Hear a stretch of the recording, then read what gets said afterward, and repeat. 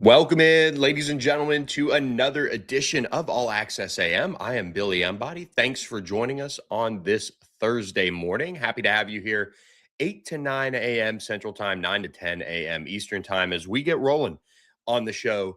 That'll be a good bit of ACC basketball, kind of previewing this weekend, looking back at a critical loss in ACC play for SMU, which was a critical win in ACC play for the Cal Bears at home on Wednesday night in a late night game. If you were on the East Coast watching that, and you're in this chat right now, if you're Jerry Morphew, being up and at it this morning with us here on All Access AM, you are just in for a Thursday. I feel like late night game for SMU out there on their own Central Time. Finishing up that game around 11 or so. And the Mustangs did fall in that game. And we'll get to the Wednesday night reaction from ACC basketball, but we'll also look ahead to what is a packed slate on Saturday, including Virginia, Duke. I also am going to take a little moment here and take you back to the end of the 2025 season in football. What were the standings looking like? Where are opportunities for teams to take a stock up in 2026? And some teams just take a step back. I'm going to highlight a couple on each side of that for you guys and kind of give my early take ahead of spring ball. But of course, one of those teams that I think we're all going to have our eyes squarely on as far as how they replace some elite talent, and they have brought in some key pieces to do that, is the Georgia Tech Yellow Jackets. And we're excited to have Kelly Quinlan join us at 8:45 a.m. Central Time. So excited to have Kelly on.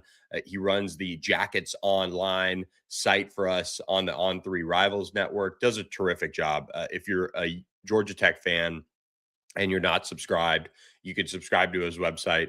It is awesome, the work that they put out there. I was reading over the mailbag before getting going on the show and just kind of familiarizing myself with maybe what is the latest news in Kelly Quinlan's world. Well, we'll find out at 8:45 a.m. Central Time here on All Access AM. And we're presented by our friends at Horn Legend this morning. Of course, Horn Legend is unveiling a new line of polos, of jackets, of vests. Those were the things that they highlighted for me. And I said, you know what? I'm going to take you up on some of those things that you highlighted, and got a couple new polos coming my way, and hooked up our friends Dean Rolski and Hayden Howerton, who help us out on the SMU side of things on my end of the world, covering the Mustangs with some new gear. So we appreciate our friends at Horn Legend for sponsoring the Thursday show, as they always do, and they are presenting sponsor. So make sure you go check out their updated line of so many different polos and pullovers and vests for your college teams. But also, again, you're looking at springtime, you're looking at that maybe Easter holiday, maybe you want to look good for St. Patrick's Day coming up. Guess what? They've got an incredible line of green themed polos, so you can make sure that you are not getting pinched or anything like that. Their green shamrock and clover set that they've got, just awesome stuff from our friends at Horn Legend, and they are going to have you hooked up for that. Of course, if you're looking to get in the Mardi Gras spirit a little late, they've also got that as well on the polo side of things. But they just unveiled a whole new line of kind of your regular polos that, whether it be performance or another style, you can get just in time for spring. As temperatures for us here in Dallas, where I am at, you're starting to look at 80s now. I mean, it's going to be 81 degrees today. It's going to be beautiful. It's going to be patio weather. Well, some people can do the pullover, which I've got on right now, but you can also go and get the polos and really look the part as well. So make sure you check out our friends at Horn Legend. They support the Thursday show, and we appreciate them for all they do for us at All Access AM. Let's get going here. Wednesday night in ACC play, 3 games that were on the slate, and two of the 3 that I would say not really interesting in a sense, because either they didn't have major impact on the standings and who's going to the NCAA tournament, and one that did. Let's start though quickly here. Boston College takes down Wake Forest at home. BC moves to just 3-12 in ACC play, 10-18 overall. Wake Forest, just after the news drops, and this is always an interesting one where you see news leak or get dropped that Steve Forbes is returning. Well, what happens? They go on the road at Boston College and they suffer their 10th ACC loss of the year. They're now 5-10 overall in league play, 14-14 on the year. BC, just their third win in league play. It comes right after the news that Steve Forbes is going to be retained. That broke a 1, 2, 3, 4, 5, 6, 7, 8 game losing streak for the Eagles. So Aiden Shaw got the game-winning basket in this one. So congratulations to him for stepping up. But just not a great game by any means for Wake Forest to drop, no matter just how kind of down they are overall. You don't want to see that, especially again, right after the news coming out that Steve Forbes is going to return, expected to return for that 7th season, barring a major surprise. Stanford did get a 75-67 win over Pitt. Pitt just 3-12 in ACC play, 10-18 overall. Stanford improves to 17-11 in overall, and then 6-9 in ACC play. Abuka Corey, 34 points, continues to be dominant, had six assists. He is such a fun watch. If you guys have stayed up late from time to time and watch what he brings to the table for the Cardinal, it's really impressive. And Stanford gets a nice, solid home win. They now welcome SMU on Saturday. We'll talk about kind of what that game means for the Mustangs and what the implications are with that game. Now, in particular, that SMU went to Cal, and very similar to the football team, just kind of walked their way through this game. And lo and behold, they were right in it to the end, just like the football team, but came out on the losing side, 73-69. This was probably, I would say this is the most disappointing loss for SMU of the season. You could probably go back and look at the LSU game on a neutral site, so to speak, even though it was down in New Orleans, and you could sit there and say, okay, that's an LSU team that is not really that good. I mean, they're 65th in the net right now. Cal is at least a bubble team. Syracuse is almost, I don't know, like you could put this up against the Syracuse game, but I just SMU at least like showed up offensively fairly consistently, and it was 79-78 loss. It was the first time going to the Dome, so it's just kind of a different feel. Maybe this is still a quad one loss for SMU. And for those of you who listen to us on the ACC side and you're just like, okay, this is an ACC pod, I do cover SMU. I went to SMU. That's what I do, covering SMU for On 3 and Rivals on theponyexpress.com. And this game, when you looked at this road trip, that West Coast swing that everybody talks about, and we saw UNC trip up out there. We've seen other teams get in a very, very tight battle or flat out lose out there out west. You rarely see teams just make mincemeat of it and go 2-0 and sail through the Bay Area with smooth sailing. And SMU went out there last year and beat Cal, and then they went to Stanford and lost. And I just felt like going into this game, you would have seen an SMU team that was very in control of their start. And what I mean by that is that they were at least going to come out with some fire, some energy, coming off of a, routine win over Boston College, one that they had to, handle business in the second half and really take off, but one that was not particularly close in the end. And you build your confidence off Louisville. And this is just kind of the story with SMU this year. And to an extent, this is product of being in the ACC in a competitive conference, and you're playing a team on the bubble who has everything to play for.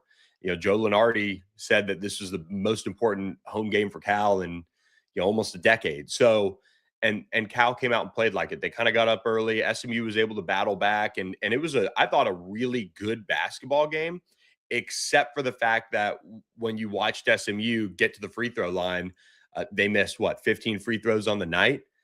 That is insanity. I've never recalled that in my 10 plus years covering SMU that they had a game like that. And beyond disappointing if you're SMU to have that type of a performance with a game that had so much on the line in a sense. You had so many opportunities to to win this game. You had so many reasons why. Okay, you were trailing by 5 at half, but you're certainly in it. First half you could kind of blame the offense not waking up. The team still shot 48% from the field, but had 6 turnovers. So it's kind of okay, not perfect, not great. But they also were 1 for 4 from the free throw line. So it could have been closer. There's just so many things that you're sitting there like, okay, this team will wake up. They're a veteran team. Well, you add up all the missed free throws. Certainly the difference in the game, a 4-point loss. They missed 15 of them. I can't believe you're sitting there 11 of 26 from the line. So you got your opportunities. You got to the free throw line, which I think when you look back on it, and Andy Enfield said after the game that he felt like Boopy Miller was fouled on the final drive that he had to the rim. And I would argue he's right.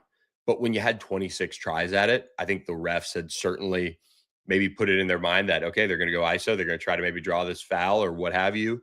And we've also called a bunch of fouls that have benefited SMU. So, I mean, uh, Day Ames, fouled out of this ball game, and I thought when he fouled out, I said, "Wow, that was a one really. It was kind of a stupid foul." But I thought that was going to be the moment where SMU would put it away and take care of business, and Boobie Miller wouldn't have to deal with him out there, and it'd be Justin Pippen. And well, Justin Pippen stepped up and he finished 6 of 7 from the line and made critical free throws down the stretch as SMU had to extend the game once they went 2 for 1 and things like that. So this is a really disappointing loss for SMU. I think just because to whittle it down to free throws, I mean, just an embarrassing effort from the line. And I know there's a lot of talk about playing at Cal and how it is an interesting place for opponents to take free throws and they don't particularly shoot them well there. But this is a team that is a lot better from the free throw line than they showed at Cal. And you make a few of them, and at least you're playing a different ball game, right? Like even when they end up having Deron Pierre Jr. Drive it to the basket, he gets fouled, he hits 2 free throws to bring it within one. If you make one other free throw at some other point in the game, you're sitting there tied, and you're playing a different game. So very disappointing for SMU in that respect. I think looking at the stat sheet, you'd sit here and say, oh, SMU would have comfortably won this game. I mean, they out rebounded them.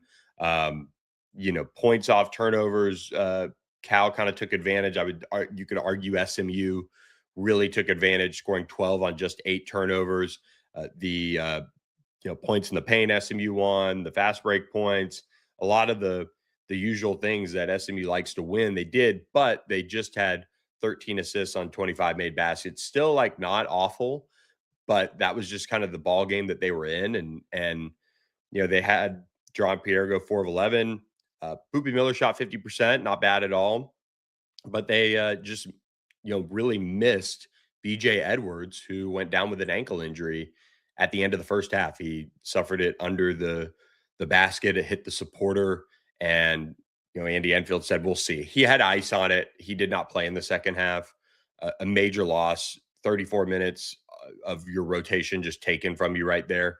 He finished 16 minutes on the night. He had 5 points, 4 rebounds, 3 assists, 2 turnovers, and just would have at least made things happen, I think. And you miss him, and you miss your leadership and all of that BJ Edwards delivers. So that is now the most critical storyline to watch if you're an SMU fan. Is BJ Edwards, will he be available Saturday? BJ's a really tough kid, young man, now veteran, super veteran on this team. I would keep your expectations fairly low. I don't think, judging by the initial reaction of Andy Enfield in the postgame press conference, maybe they don't have to play him down the stretch here. Maybe they are in position, especially if they can find a way to win at Stanford, that they can save him for the ACC tournament. That might be the wise move. But SMU I don't think they're going to end up getting too docked by this loss as far as their net. They entered the game at 31st in the net. They had a good situation in that regard following their win over Louisville and then taking care of business against BC. And they're squarely in the NCAA tournament. They were an 8 seed at most places going into this game. They lose a quad one game, and they lose it by 4 without one of the best defensive guards in the ACC. So I don't know how the committee is going to look back on this one. It'll certainly impact seeding. You go at Stanford now on Sunday. That's a quad one opportunity. Then you play Miami, which is a quad 2 game at home. And then you play Florida State on the road, another quad 2 opportunity on the road. And it's interesting just how these quads are, you see the way Florida State's playing and you're like, okay, you're probably more worried about that road game, but it's a quad 2 game. So we'll see if FSU can creep back up into that quad 1 opportunity. But it is a really disappointing loss for SMU because they had so much there. Now, if you're a Cal fan, and I'm sorry for going more in depth on SMU, but for Cal, I mean, Jaron Keele with Sacapatelli was there hyping up the basketball team. I mean, they were into it out there out west for that, primetime tip off for Cal fans. But to come away with this win for Mark Madsen is huge. They enter the game 57th in the net. They are on the bubble. They are right now, and it'll be interesting to watch the net and see how far it jumps up. They still have a tough road to getting into the NCAA tournament. Cal does, I think, look at the Sunday slate, and they've got Pitt, so they do have an opportunity to win there. If they can close with a 4-0 record, which is going to be attainable with Pitt, Georgia Tech, and Wake Forest, and you have Pitt at home, and then you go out east and you face a Georgia Tech team and you face a Wake Forest team, they're going to close on a pretty good hot streak here. They have an opportunity to go into the ACC tournament with 7 straight wins. And you've got to give them a lot of credit for being mentally prepared and ready to go for SMU, because once they got by that, now you can sit there and say, okay, SMU now sits in their world. They sit at 8-7 in league play, and for Cal, they're now sitting at 8-7 as well. Well, now the tiebreaker goes to Cal as well. So this is a major, seeding type of game and win for Cal in that respect, because now Cal can be above SMU in the in the seedings. Now it still means they meet in the 8-9, but when we were projecting out SMU's type of seeds earlier this week on the Pony Express, you're sitting there and you're saying, okay, if SMU can beat Cal and get by that, then you've created this wall of separation. You've created this line where, and I was having this conversation with somebody last night, the ACC tournament for reporters is so tough because you're 2 weeks out here. So your prime, airplane, hotels, all that stuff. And SMU was sitting, probably going into this road trip saying, okay, there's a real world where SMU could maybe be squarely in that 7 seed, maybe with, maybe if UNC loses to Louisville and then Louisville suffers another loss, you're looking at, okay, maybe you're a 6 seed, but now they're sitting at a 9 seed, and then they will go and face Florida State again and have a chance for the Seminoles to really hurt them in seeding. So now you're in this really wide range of variables where you could be playing on that Tuesday, March 10th. And that is not where you want to be playing with those first round of games in the ACC tournament if things really go south here for SMU, which if BJ Edwards misses the next 3 games, that's a possibility. But if they can get him back and get him back for next week when they face Miami and FSU, that would obviously be a big boost. But for Cal, this puts them even higher into the bubble situation, and you've got to be feeling fairly good about, I would think being a really strong seed in the NIT at minimum. Mark Madsen and the job that I think they continue to do to have their players ready. I mean, adjusting with Day Ames out, Justin Pippen stepping up in a big way with those free throws down the stretch. They did such a good job. Lee Dort had 10 rebounds, led all players with 10 rebounds as he made his return to the floor. And a veteran guy that, I mean, if I recall last year, I feel like he had a big game against SMU, and really was able to make an impact in a big way. And I'll try to look that up. Finish well, no, 9 minutes on the evening, 4 points, 4 rebounds. So good job there, Billy. But he is somebody that a lot of people obviously talk about. Really just impressive player as far as how he's able to affect the rim and all those things. And he made things difficult at times for the front court. But SMU got 11 points from Samet Yigitolu. He started out hot, had 11 points and 8 rebounds, was able to make an impact. I thought SMU went away from that a little bit in the second half. Lee Dort came off the bench to help in that respect. They just did a really good job playing hard as a unit and sticking with it. Now they got huge games from Justin Pippen, Chris Bell, John Camden made some key free throws down the stretch as well. And that's like Mark Madsen, the player, the energy that he brought back in his day. Like you could see that they were ready to go for this game, and they did a really nice job. And now you're sitting here in your SMU, you're legitimately right in the middle of the pack. Cal, you're in the now just upper middle pack.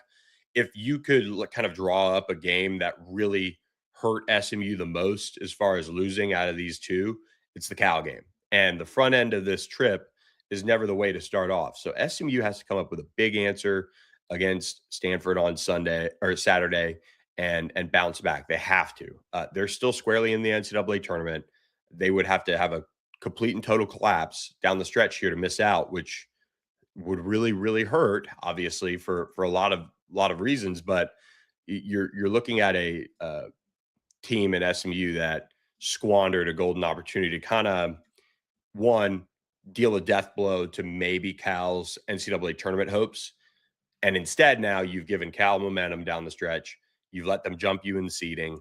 And Cal has kind of one of the, I mean, outside of facing Boston College, you're sitting there saying, could you draw up a better 3 remaining games for Cal to make their push?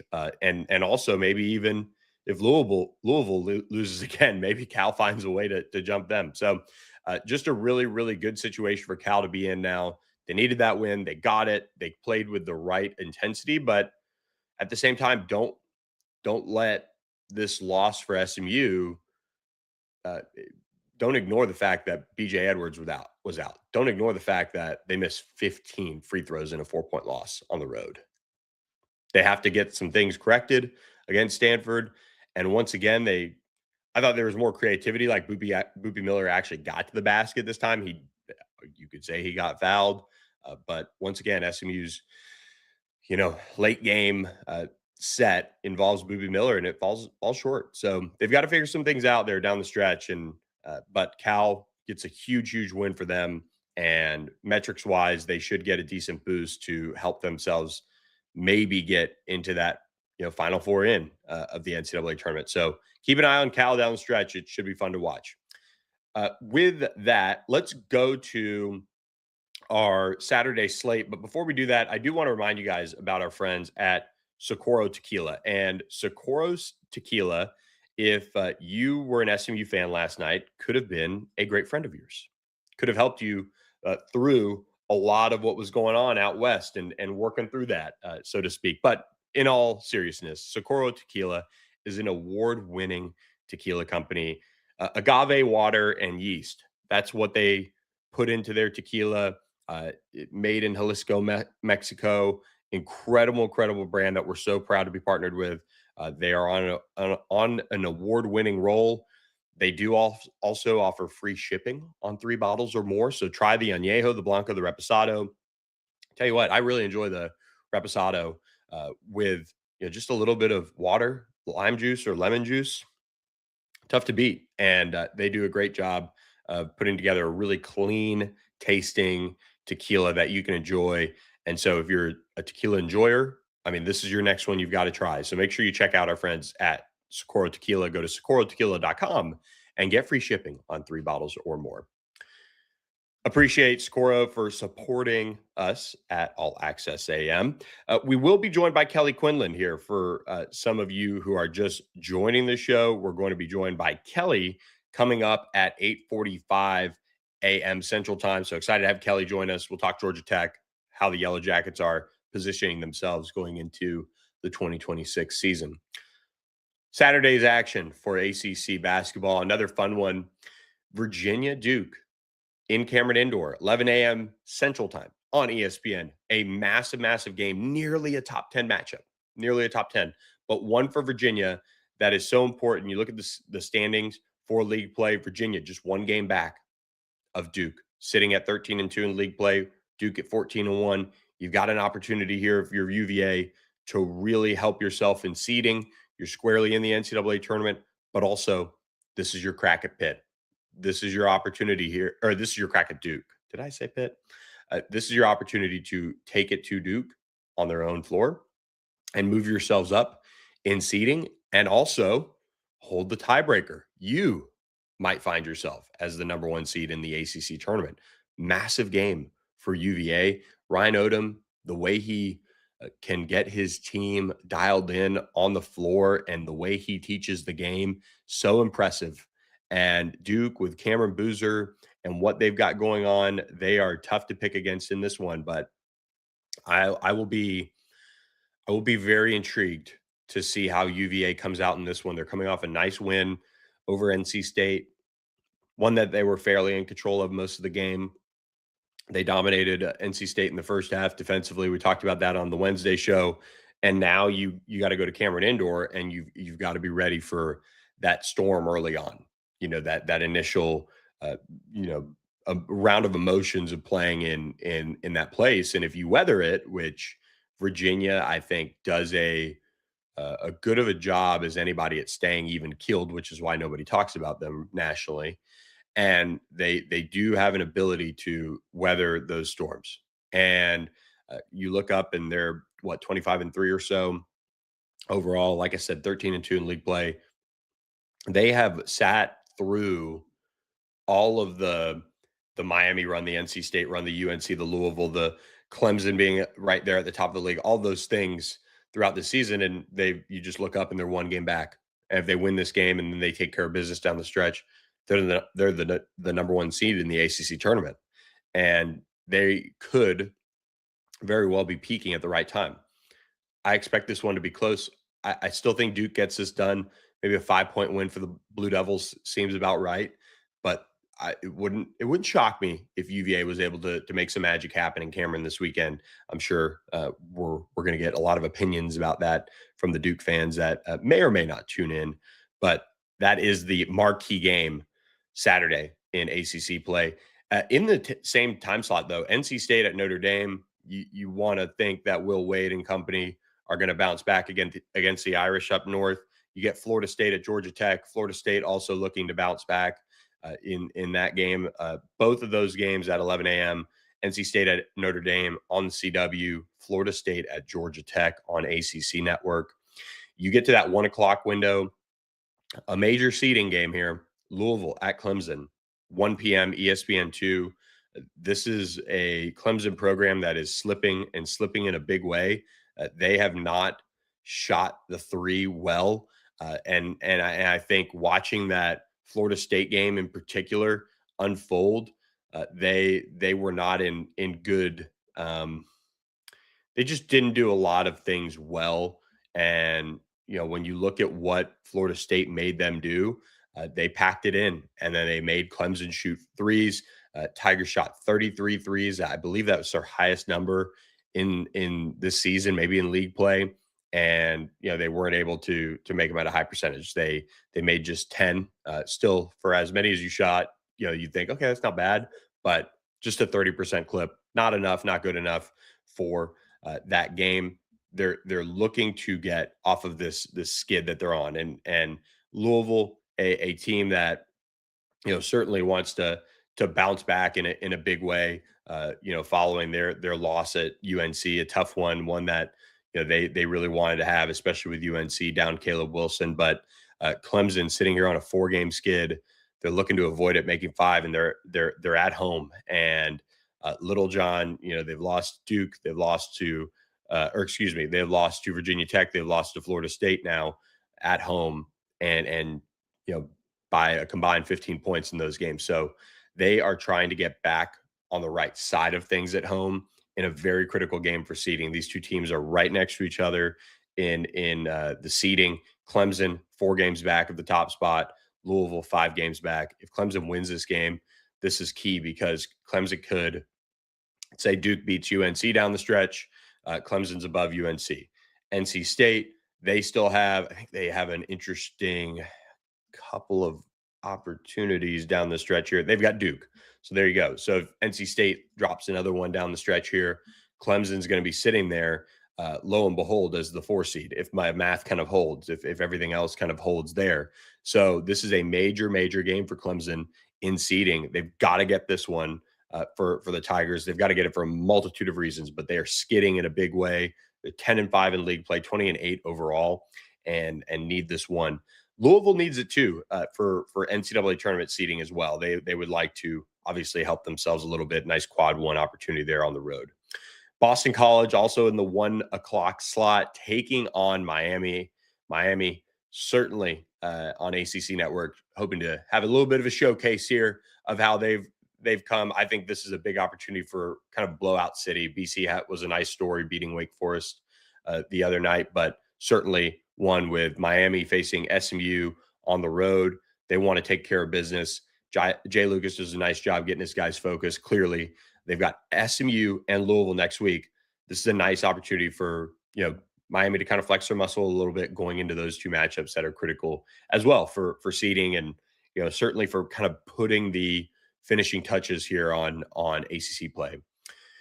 Pitt at Cal, we talked about that. Major game for Cal, the first of 3 games that are very gettable for Cal. I mean, if Cal doesn't go 3-0 down the stretch here, one, they're going to miss out on the NCAA tournament. I don't think there's any doubt in that, but they have an opportunity here to, keep this train rolling and get things in the right situation to, again, keep their NCAA tournament resume nice and shiny, at least here down the stretch. Their overall resume needs Cal taking care of business against Pitt, 3 p.m. ACC Network. So make sure you're following that one for you guys, keeping an eye on the bubble there. Syracuse at Wake Forest, 4:45 p.m. on the CW. I do like how the CW kind of has some gaps there in ACC play. So they do get that broadcast. That is a game that a lot of people just, going to be tuned out on both sides of those. But we'll be keeping an eye on that just to kind of see if Syracuse can get a win at Wake. Can Wake bounce back? A lot of kind of coach watching, I think, from those 2 programs down the stretch here. Are you you're not feeling great about where your program's going, but do you get any sort of, okay, all right, they kind of closed well? I mean, Wake on the wrong side of that, no doubt, but can Syracuse get on the right side of that is something I'm watching very closely here. They've lost 2 straight to Duke and Carolina. SMU at Stanford, 5 p.m. ACC Network. Look, this is a 7 o'clock prime time, ACC Network game for the Mustangs. Well, I guess it's sorry, everybody. Time zones really struggle. Ask Kelly about that. I struggle with them. 3 o'clock Pacific time game for SMU. It is a 5 p.m. Central time game. There are no excuses for SMU in this one. You've got to come out, even with BJ Edwards out, and you've got to beat Stanford. Boopie Miller, Jerron Pierre Jr., Jermaine O'Neal. However you let Abuka Okorie go, if you want to let him light you up for 30-something points, that's fine. If you can hold the rest of the Stanford team in check, that's fine. You've got to find a way to get this win and bounce back. Chris Bell is a threat. Or excuse me, not Chris Bell. Was looking at Cal there in their box score, but Chisholm Okpara, another kind of player that I think Stanford has leaned on a little bit, but has been out. Benny Gilar, another one who's in double figures. They've got to step up for Stanford, but for SMU, they're in they've got to get this win. I mean, they have to beat Stanford and they have to beat Florida State. You could kind of take or leave the Miami game, but you can't finish 0-4 down the stretch. And it starts this final game by game situation, but it starts with a win over Stanford for SMU. Stanford can only kind of just play for next season. I think at this point, I don't see them getting into the NIT. Could be wrong on that. I don't follow the NIT seeding too closely, but a big opportunity for SMU in what'll be, uh, uh, an emotional game. I think for SMU just to kind of get over that and be missing most likely BJ Edwards if he plays. I mean, kudos to him. But finally, Virginia Tech at North Carolina. UNC, a team that has really fought off the Caleb Wilson injury fairly well. They've won 3 of their last 4. This is another critical one at home. You got another home game Tuesday night against Clemson, where you're going to be honoring your seniors and you're going to have an opportunity to kind of close things out the right way before you go on the road to face Duke and Cameron Indoor. But UNC's been navigating all this really well. This has been quite the season for UNC. And for Virginia Tech, this is your last ditch effort here to position yourself. They're on the outside looking in. I don't think they're going to get it, but this is kind of your last major opportunity in a sense to get a signature win before you face Virginia in your final game of the year. But you've got to close 3-0. It's doable. Mike Young and his team, I mean, they can do it, but it's a tough spot to be in. I expect UNC to take care of business Saturday night to close out the Saturday slate. So with that, guys, we do have about 10 minutes here before we are joined by Kelly Quinlan. So excited about that. But let's take you back to the ACC standings and how they closed. And if you're watching on our YouTube channel, we appreciate you. But I like looking at ESPN's. They lay it out pretty well. They give us a pretty good view and vantage point on how things played out. And for me, looking at the standings here, I sit there and I say, okay, you're gonna be, I think sitting here watching a UVA SMU championship game. Nope, you're going to be sitting here watching Virginia take on Duke, and Duke is going to win the ACC championship. This was how things finished. Of course, Virginia took on Duke, and Duke ended up winning the ACC championship. So let's look at the top half here. And let's start with all the 1 and 2 loss teams in league play last year. Because, of course, you don't get a win-loss credit in league play for losing or winning your conference championship game. When I look at the teams that, and I hate to do this, but let's start with the 2 teams that I feel like are going to take a step back next year. I think this is kind of an easy pick. And I think both teams that played for the ACC championship last year are going to take steps back. And I like the idea of Bo Pribula. I also know that Virginia lost a good bit off of that veteran team that won the ACC championship and went to the ACC championship. And I think, despite the fact that Chandler Morris is suing for another year of eligibility, they are going to be in a new situation. And I just don't think they're going to have as much of the magic that Chandler Morris provided. And I think the effort that they've put into transfer portal additions and the needs of Tony Elliott and this football program have got to be commended. They've got to be commended. They've got to be applauded for how they have addressed so many needs for him. And they got the proof of concept. And when you look around college athletics and you see the teams that invest, and Duke is right there, and they're the team that I see taking a step back too. I mean, no offense to Walker Eget, but even you heard Connor O'Neill yesterday with us here on All Access AM. I mean, he's coming off of a knee surgery as well, and he's expected to be your guy. There's a lot to handle there if you are Duke. But for UVA, your schedule, you've got to play NC State in Brazil to lead off your season. So who knows what you're going to get with a brand new quarterback, Bo Pribula or Eli Holstein, but probably Bo Pribula. And you're playing that game week 0, again, in Brazil. You then get a week off. Then you get Norfolk State. Then you get West Virginia. Who knows kind of what West Virginia is going to be? Rich Rod over there. I don't think he's doing a bad job by any means. I think he's doing the best he can. That UVA football program or that West Virginia football program just has a little bit of a different feel than it did when he was there last time. They went 4-8 last year. It's kind of a total rebuild in a sense. You get Delaware, but then you go at Florida State. What does that game look like? How do you match up? FSU, is going to be trying to avenge what happened to them last year in Charlottesville. You have Syracuse. Will Steve Angeli be that dude next year? Then you go at SMU. I mean, the challenge SMU can give anybody at home. This is right around that time where SMU beat Miami last year. You get Duke then at home. You go at Wake Forest. What do they look like? They could be another step back team. But I think they, again, were a little bit of a product of their schedule. So don't get me wrong. That's why they're not my team that's going to take a huge step back in a sense, or one of the two teams I'm picking. Then you get Cal, Jaron Kiawasagapatelli. You get UNC. What does year 2 of Bill Belichick look like? Then you get at Virginia Tech, and who knows how James Franklin has that team playing so late in the year.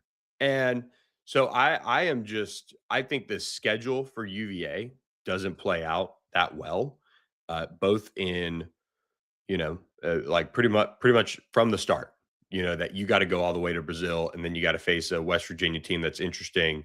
And, I don't even think, I mean, they have their bye is at September 5th, and then they get one in November. So that kind of helps with the week 0 game. But man, you're just in such a different world this 2026 season for UVA. They went 7-1 in league play. They went 11-3 overall.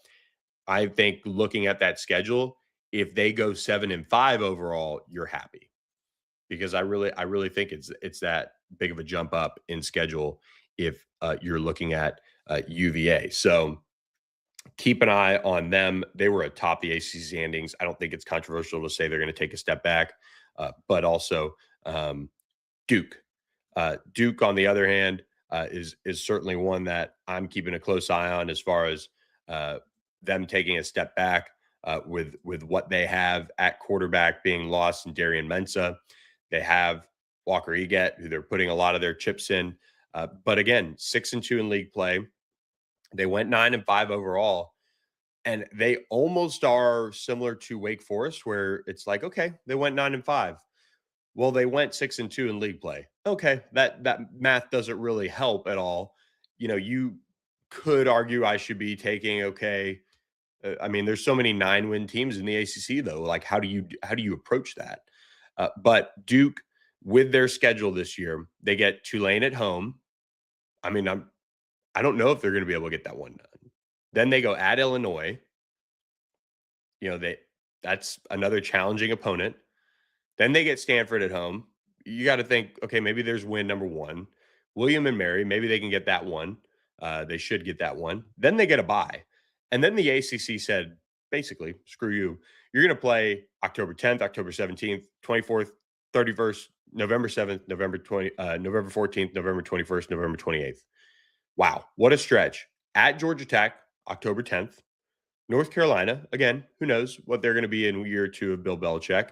Then at UVA, that's what the kids would call an inflection point for your season. I feel like for both of those programs, how that game goes can impact the rest of it. Then you got to feel good about Boston College. Then you go at NC State, which is just a house of horrors for so many teams. Then you go at Miami. Then you get Clemson. And then you go at Wake Forest. Can Gio Lopez be rolling by then? Can Walter Eget be rolling by then? This is going to be the most challenging coaching experience that I think Manny Diaz will have had so far in Durham. I think the same goes for Johnny Brewer, the offensive coordinator. There's a lot to do for Duke, and they're going to have their hands full. We will get to our teams that will take a step forward in ACC play in just a moment, but we are now very lucky to be joined by Kelly Quinlan of the On3 Rivals Network. And Kelly, cover Georgia Tech for Jackets Online. We appreciate you taking some time out of a busy morning, I'm sure, for you to join the show. Yeah, no problem. Happy to come on. And Kelly, let's look back on 2025 really quickly. A historic season, especially for Haynes King and kind of his uh, overall career and just ascending to that Heisman Trophy conversation there for a bit. What are you going to remember as somebody who's covered Georgia Tech now for so long? It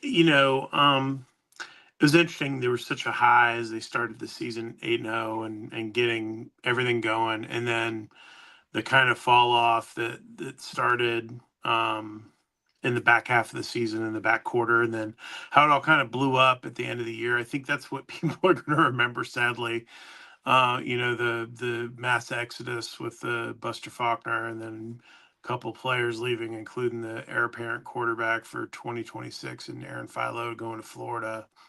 I think that left a bad taste in people's mouths, and it kind of washes out some of the stuff like beating Clemson and being ranked so high and finishing the season ranked. Actually, it was the best season they've had since 2016, but it was such a scuffly finish, and really it was close. I mean, Dean Patterson was like a fingertip away from catching the game-winning touchdown in the bowl game. Would have got them to 10 wins. Instead, they throw an interception on the next play.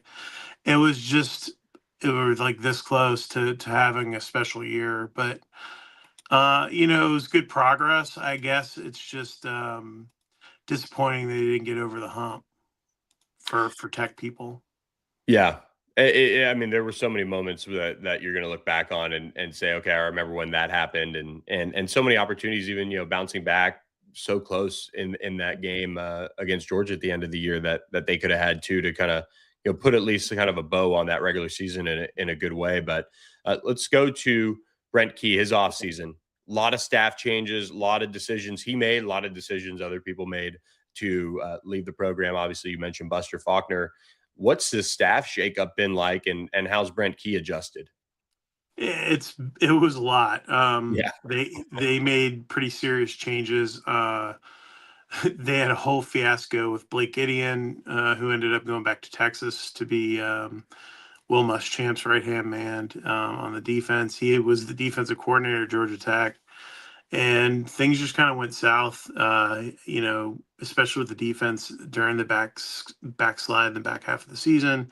So you lose both coordinators. He brings in George Godsey to be the OC, who was a good friend of his and former teammate, and then you bring in Jason Seymour, who had been on the staff with Brent when Brent was an assistant here, and then as when he was the interim coach, he left to go to Marshall to become a defensive coordinator. And it's been, it feels like Brent's kind of reaching back into for people who are loyal to him and wanting a little of that after I think he felt, I guess, maybe disrespected by Buster Faulkner and those guys and how they handled their business, and even Blake Gideon to an extent. So that's been sort of the reset. I like this. He hired Jimmy Smith, who's running backs coach. He's wanted to work for him. He tried to hire him twice before, so that was a good hire. And I think they've kind of struck a little bit of a balance between improving the recruiting, which is something Brent wanted to do, and then having good coaches. So I think that they've improved the staff in that way. It'll be interesting to see what the offense looks like. The defense has basically nowhere to go but up. The offense, it'll be interesting to see what it looks like with George Godsey and Chris Winkie, the one returning coach, is kind of the brain trust of that, along with Brent Key.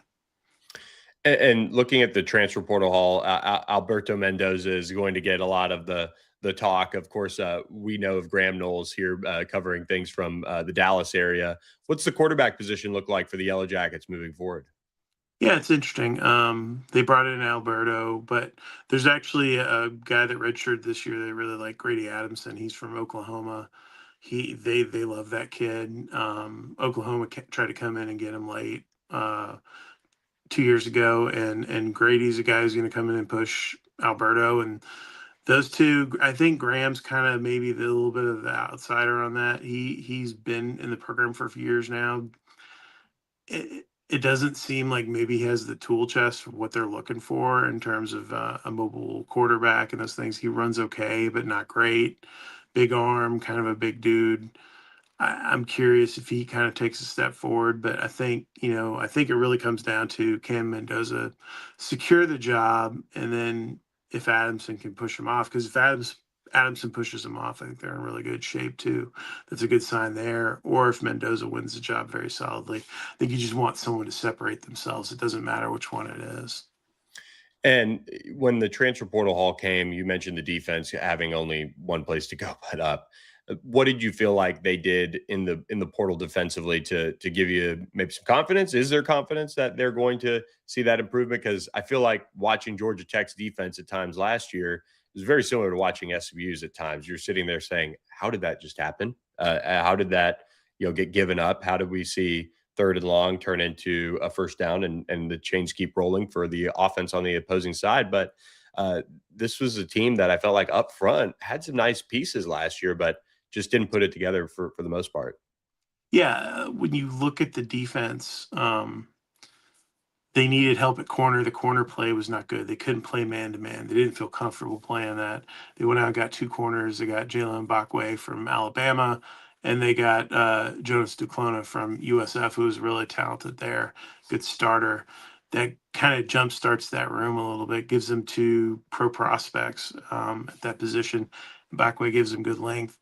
And then the other big thing was finding pass rushers. And they have a giant room of defensive and edge guys. They brought in Jordan Walker from Rutgers. They brought in Noah Carter from Alabama, Tajay McCoy from Oklahoma State. They went and just loaded up on these dudes to try to fix that aspect of their defense, which was a problem. And then, they rebuilt defensive tackle a little bit with Vincent Carroll Jackson from UConn and Tawfiq Thomas from Colorado to try to shore that up, because they had four senior interior guys that all graduated, moved on. So yeah, it's going to be different. I think the big thing with Jason is knowing Jason Seymour really well now over the years, and as a guy I stayed in touch with even after he left. Jason wants to be more aggressive defensively. He's going to get after it a little more.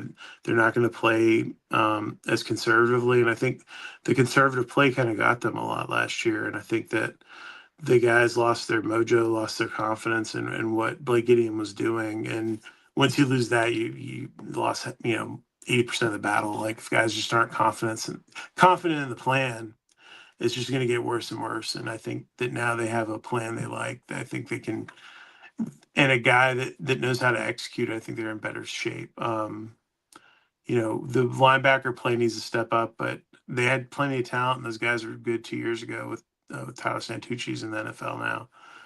I think there's an opportunity for those guys to kind of reset themselves as well. So I like what they're doing. I think it's stepping in the right direction. It's just a question of, you guys see on the field, and they have a hard schedule, so that's going to play into it too. As somebody who watched Jalen Ibakwe coming up in the high school ranks, I mean, he's an athlete that you take, 10 times out of 10, especially, getting him from an Alabama and a guy that I watched, kind of almost go into the portal last year and then ends up at Georgia Tech. I mean, those are the type of players that I feel like can make a difference for Jason Seymour and what he's trying to do defensively. Just from, you can kind of maybe trust him to lock down kind of his man and stick with him, and the aggressive nature that you've got to play with on defense on college football these days with so many defensive ends rolling through. I like what Georgia Tech did in the transfer portal. I also like them picking up Justice Haynes, grabbing him from Michigan, a highly talked about transfer edition as far as the recruiting background he comes from. Again, kind of the highly toutedness to kind of maybe energize the offensive side a little bit after what was a tumultuous start to the offseason. That was a major piece for them to add. Yeah, it's funny. Veron. So I went to University of Georgia, which some people Okay. know. I catch a little grief for that. But I've been covering Georgia Tech since '09. But I covered Georgia when I was in school and the first few years out of college. And I covered Veron. I knew him a little bit when we were in college together, roughly around the same age. And so it's very funny to see his son end up at Georgia Tech after all that. And I spent time covering Bama a little bit. And so I covered his saga as a high school recruit a little bit as well. So it's been very funny how that it's like kind of a circle thing. It's one of those things I always joke about, like Jason Seymour coming back. I was like, whenever someone leaves, I always joke with them, "Hey, the way this business works, brother, I will see you again at some point." And with Justice, it was they worked that out completely and got him with the no contact. I mean, it was the ultimate sort of portal move that you see a lot of big schools do. They pulled that off over Michigan and got him, and he's a bell cow running back. He's a guy. He was, if he plays a full season last year, he's probably in the mix for the Doak Walker. Like he was really good and really effective. And Brent Key really wanted a big bell cow back to ride. They have Malachi Hosley back, who's really talented, and so they have one of the best running back rooms in the country right now. They have a lot of talented guys. Chad Alexander redshirt last year. He was the number 2 back 2 years ago for them. He drops to third, and then they have some young guys they really like as well. So I think they're in great shape. He wants to run the football. They want to control the clock, and this gives you that piece. And as you're breaking in a new quarterback, it is a huge security blanket for him to have two really proven running backs, a third guy that's pretty talented, and you can kind of lean on that at times. And that's what they want to do. They want to control the ball. They open up the season with, I think, on paper right now, I think three top 25 teams, whatever that matters at this point.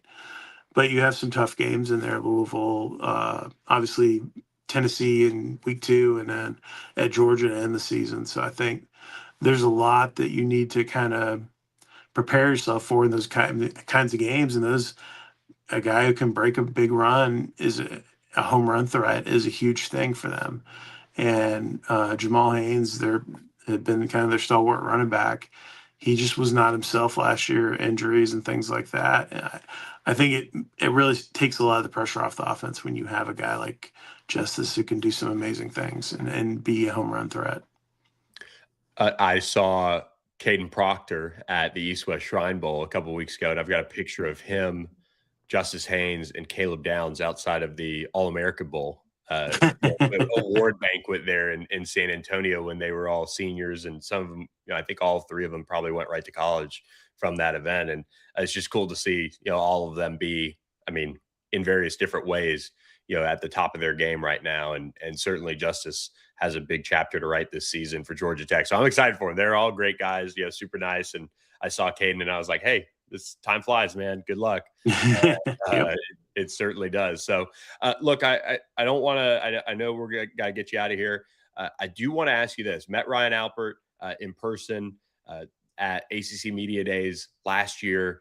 He was, a name that was mentioned to me for the SMU job before it went to Damon Evans. Just seems like Tech really hit a home run with Ryan Alpert and kind of his big picture goals. And maybe I'm wrong from your vantage point, but I from an outsider, I think he's doing all the right things. But one, your take on kind of his run so far at Georgia Tech, and then scheduling.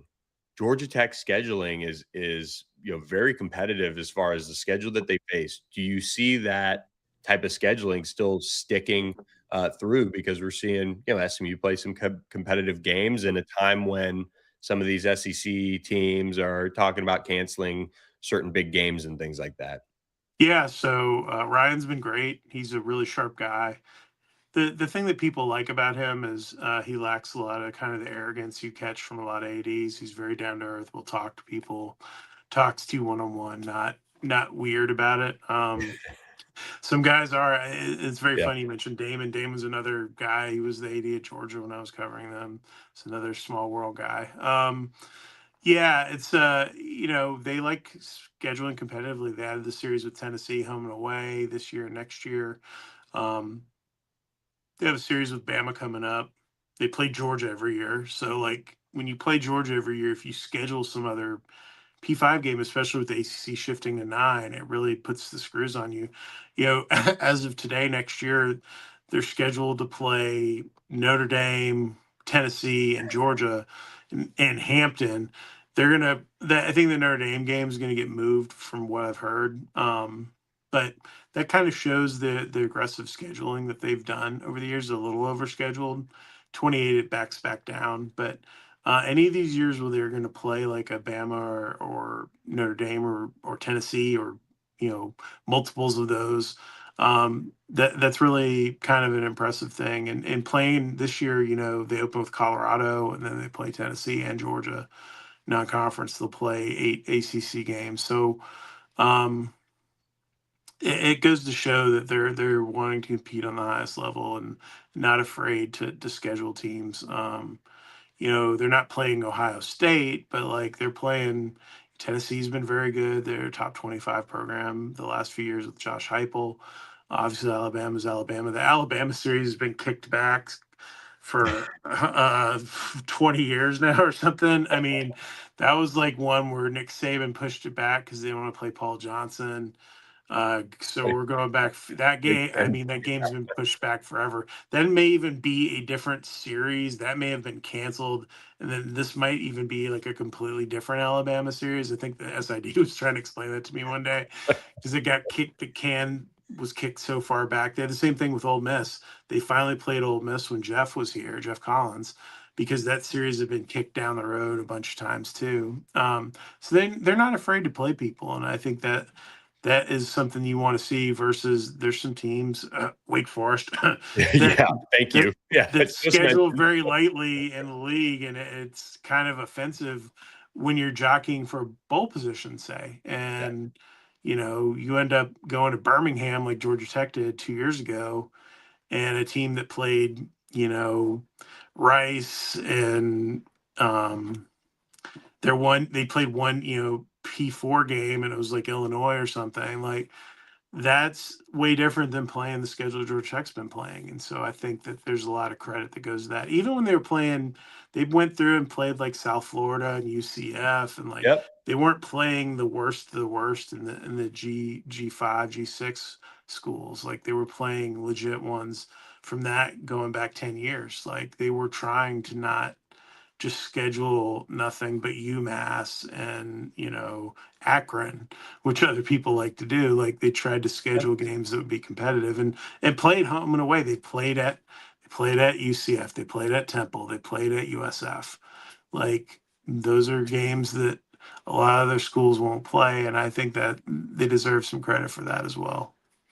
Well, we're looking forward to coming out to cover SMU at Georgia Tech. If it's still in 2028, who knows? Whenever it happens, Yeah, whenever yes. it happens, we're excited to get out to Atlanta. That's such a great scene there, and we'll of course have to do some sort of live pod together ahead of that one because SMU fans will love getting out to Atlanta. So, and I know 27, Georgia Tech's scheduled to get out to Dallas. So, we appreciate you having coming on, Kelly. I know it's a busy time, but good luck with the rest of basketball season, and we'll check back in spring ball hopefully. Thanks, Billy. Appreciate it. All right. Appreciate Kelly Quinlan for stopping by of Jackets Online. Kelly Quinlan, one of the best covering his team for us on the On3 Rivals Network. Check out his work at Jackets Online. We appreciate him for stopping in here on All Access AM. And look, we've got a couple more minutes in the show. I want to get back to what I was talking about as Kelly popped into the studio. Those teams that are taking a step back, the two that I picked going into that interview with Kelly, that are going to take a step back. Virginia, Duke, don't think that's crazy to say. They had a combined 3 losses in ACC play together. I see them with their quarterback situations, certainly taking a step back. For Duke, UVA is more of a question for me as an overall team. They also, I believe, lost their offensive line coach. I could be wrong on that. To Stanford, I thought he made the move out to the West Coast. But then you get into who can step up, who can elevate. And I look at a team, obviously, like Clemson is going to be one that people talk about. Virginia Tech is a team that people are going to talk about. I think Syracuse, I want to start there. And I was talking with a source of mine in the college football world. Was talking with them last week. And I said, I don't understand what Fran Brown did. Still don't. Some of the moves that Fran Brown made, and it was bad. 3-9 overall. Their one win came at Clemson. Steve Angeli was on fire. They were 3-0. They were rolling. Things were looking up. And he tears his Achilles. And what we told you in the summer, at least on the SMU side of things before this show started, was Ricky Collins was not going to be the guy. He wasn't going to be the guy. That's why they went and got Steve Angeli. It was very apparent. And anybody who had heard me talk about Ricky Collins from the LSU days. It just wasn't going to work. So when they got Steve Angeli, it was, oh, wow, this is interesting. Makes sense. He's going to be the starter. Well, then he takes off. Then they end up changing the entire offensive staff because you can't get a backup quarterback to do what you needed them to do. And it just didn't make sense to me. But I am going to pick Syracuse as my team that I could see being in that, certainly getting to a bowl game, certainly being like in that 4-4, 5-3 range in league play. Of course, now maybe they're one of the teams playing 9. So what is that, 5-4 or 6-3? I could see it because I watched Steve Angeli do what he did. If he's healthy, if he comes back the right way, Syracuse is going to be the team that could go from the bottom right into the conversation in November for an ACC championship game berth. I really believe that. I think watching proven players now, Steve Angeli has to bounce back from his injury, and we'll see what that looks like. But he has at least proven he can be productive. They get a nice warm up with New Hampshire, then they play Cal at home, then they go at Pitt in September, they go at UConn. So they have an interesting start. They go at Virginia, then they face Louisville at home, then they go at UNC, they host SMU, they host Clemson, they go at NC State, and then they finish up with Boston College at on the road, which could be interesting. You never know, even though I don't think BC is going to take a step up. And then you get Notre Dame at home to finish things out. Very interesting. Tough schedule, especially November. If you want to count SMU in that Halloween weekend, those last 5 games, 4 of the last 5 could be really difficult games. I think Syracuse is going to be up to the test. They could start fast. They could be one of the hottest teams in the country once again entering October. If they have a healthy Steve Angeli, it's a big difference. And that'll be something to watch. I think he can elevate them back to bowl game and get Fran Brown back on track. They missed him in a in a in a big way, obviously. As far as team that could take the next step up, this is where I struggle, right? I mentioned Clemson. Well, Clemson finished 7-6. Could I see improvement? Yes. Did they also lose a bunch of NFL talent that, despite not producing as a whole unit defensively or offensively the way that they wanted, that's still some pretty elite talent walking out the door. Can Clemson better themselves than 7-6? I think they can. Can they better themselves than 4-4 in league play?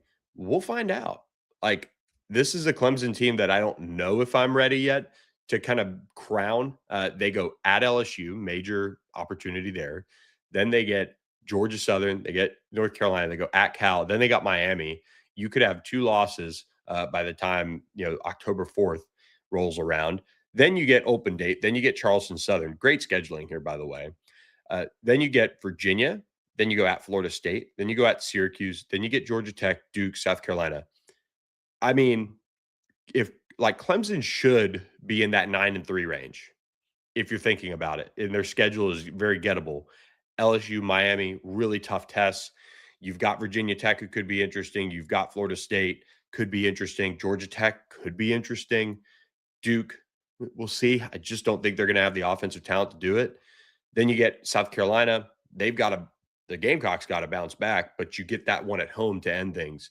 So, I mean, Clemson can be a pick, but, again, what do they look like offensively? Because I think this has a boom or bust potential here offensively. Like, it could be really bad. It could be really good. But you start out at LSU. I think for me, is 7-6 to 9-3 like that big of a jump to 6-2? You could make the argument. So I could see Clemson in that world. I could see, though, Cal taking that next step up. I think Cal is almost, I don't want to say a safer bet, but they're going to have a lot of talent. I like Tosh Lapoy, first-year head coach. Kind of want to see it a little bit, but then you get down into the teams that miss bowl games. Virginia Tech is another easy one to kind of pick here, that they're going to be improved and they're going to make a bowl game. I'm not ready, though, to say they're going 3-9 to 9-3. I could see Virginia Tech finishing in that 500 range, maybe 5-4 in league play, and then ending up in a nice solid bowl game. And that would be a good success for James Franklin. So give me like Clemson, Virginia Tech as my other 2 picks there in kind of a lukewarm way. But both teams have very different levels that they're jumping from in ACC play. I'm not Clemson is going to be in the conference title race because their schedule kind of sets up for them to be. But they're also going to be, I would guess, on the outside looking in because they're going to, I mean, I think it's easy to pick them in the offseason months and months away to lose at Miami. But we'll see. So look, that's our show for today. What hour and 10 minutes. Appreciate you guys being here. Kelly Quinlan was awesome. Can't wait to have him on and appreciate him. Appreciate our sponsors, Horn Legend and Socorro Tequila. Make sure you guys check them out in the podcast episode description and shop their products. Check out Horn Legend, great gear, and Socorro Tequila, great tequila. So hope you guys enjoyed this edition of All Access AM. I'm Billy Embody. We'll see you next Monday at 8 a.m. Central Time on All Access AM. Thanks for watching, everyone.